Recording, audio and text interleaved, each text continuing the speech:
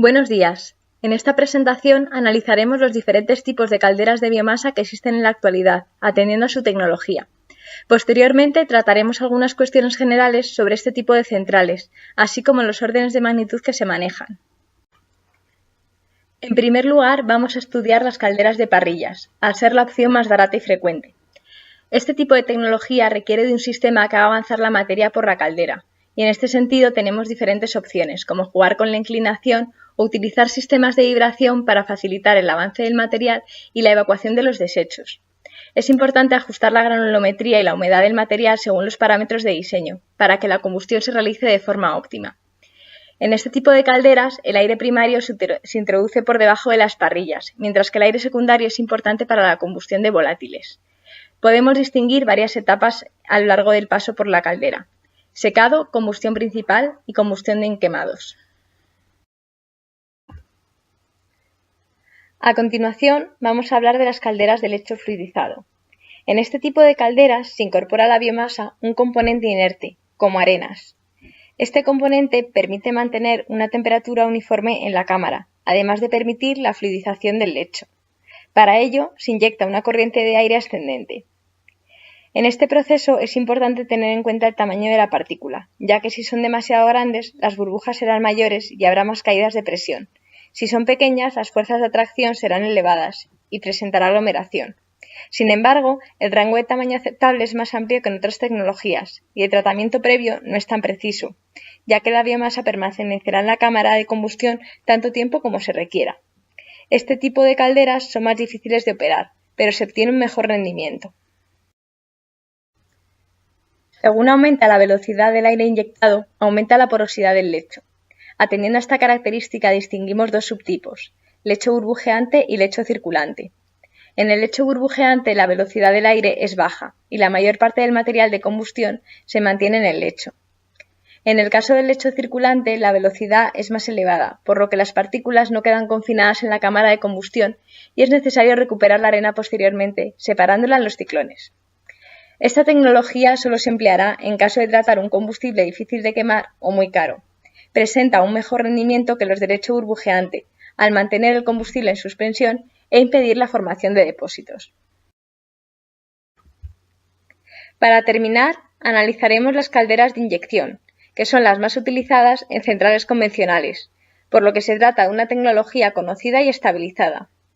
En estas calderas, la biomasa pulverizada es arrastrada por una corriente de aire en el quemador. Se pueden disponer de varios quemadores a diferentes alturas de la caldera. Esta tecnología se caracteriza por la inyección central de combustible, un bajo consumo de aire primario y un diseño robusto con pocas partes móviles. Además, resultan muy apropiadas para combustibles alternativos, como la biomasa. Distinguimos tres zonas de combustión: la denominada llama primaria, llama secundaria y la zona donde se produce la combustión de inquemados.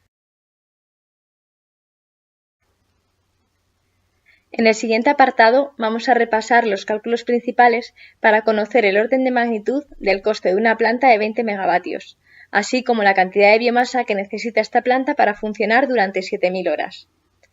Para calcular la inversión inicial a realizar para la construcción de la planta, vamos a considerar que aproximadamente tenemos un coste de 2,5 millones de euros por cada megavatio, por lo que para construir la planta de 20 megavatios necesitaríamos 50 millones de euros. Por otro lado, una planta de 20 megavatios produciendo energía durante 7.000 horas inyecta a la red 140.000 megavatios hora de energía eléctrica.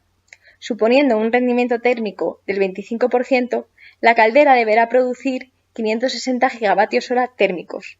Haciendo una conversión de unidades teniendo en cuenta que cada vatio hora equivale a 3.600 julios, que es el equivalente a vatios por segundo, necesitamos 2.016 terajulios.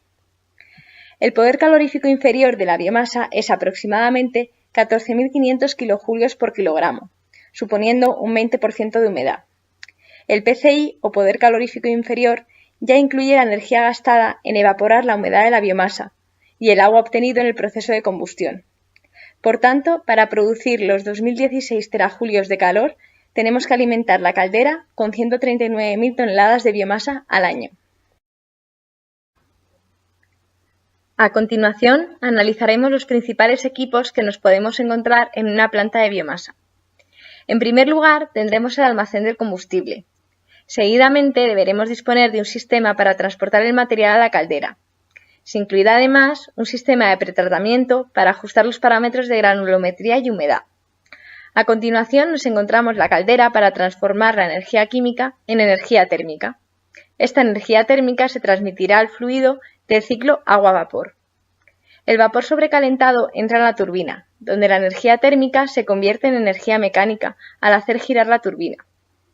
El eje de la turbina estará acoplado al generador donde se produce la energía eléctrica, que será inyectada a la red a través de la paramenta eléctrica necesaria, como transformadores, aparatos de medida y protecciones.